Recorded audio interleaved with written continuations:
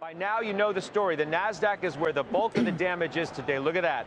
Down near 2%. That's a loss of 236 points. Yields are very much a story today as well. Backing up yet again towards 5%. There's 491, the 10-year note yield. However, Joe, I do want to start with Microsoft. That is the story today, or certainly one of the stories, at least the positive story today. Azure cloud revenue growth accelerating for the first time in a couple of years because of AI. You own the stock. Give me your take.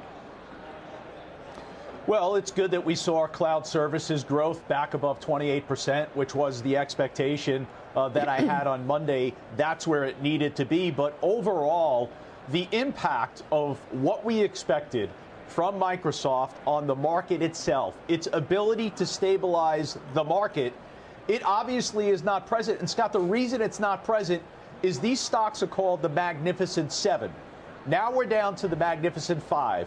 We've lost Tesla. We've lost Alphabet. We'll get into the reasons why we lost Alphabet in a few seconds. But just overall, for the ability of Microsoft to stabilize the market, and obviously the reason that it's not, you needed all of the Magnificent Seven to push up against a lot of very troubling signals within the market itself.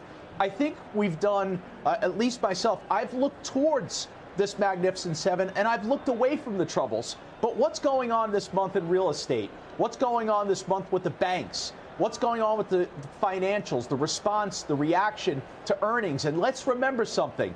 The reaction to what is very good earnings so far has been horrific. We're seeing the revenue growth at 4%. We're seeing the earnings growth at 7%. But stocks are not reacting accordingly. And that's why we're in a very uncomfortable place right now. 4,200, the technical levels holding us up. But the rise in yields, we're pushing up down against that, and we're below the 200-day moving average. Look like we're going to close below it for the second time in the last few days. Yeah, Joe makes a lot of good points, Jenny. So give us your view.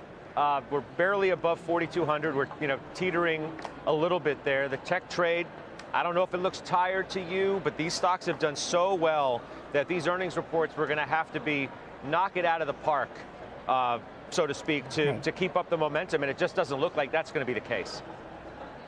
Yeah, so I don't think it's just tired, Scott. I think it's thoroughly exhausted. And it's really interesting when I take Google and Microsoft versus my portfolio yesterday. So you've got, Alphabet, where they had amazing numbers, right? Like they beat by $1 billion on revenues, earnings came in 10 cents ahead, stocks down 9%. Microsoft plus 26% on earnings, stocks meh. And I think that is because when they're trading at 30 times and 27 times and they're up as much as they are on the year, they are thoroughly exhausted. Then I take that and I look at what happened in my equity income strategy yesterday, and it's kind of stunning.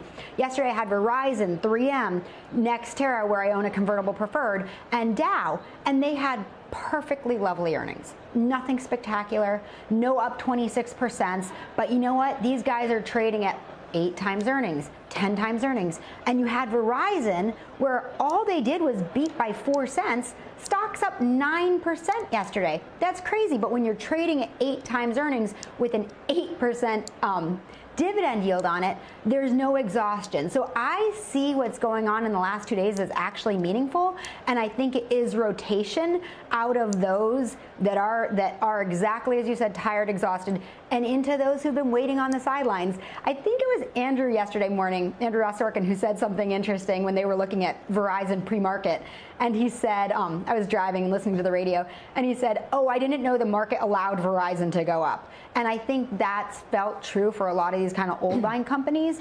All they need to do is give solid earnings, and I think there's significant upside ahead. So I see a rotation in leadership developing.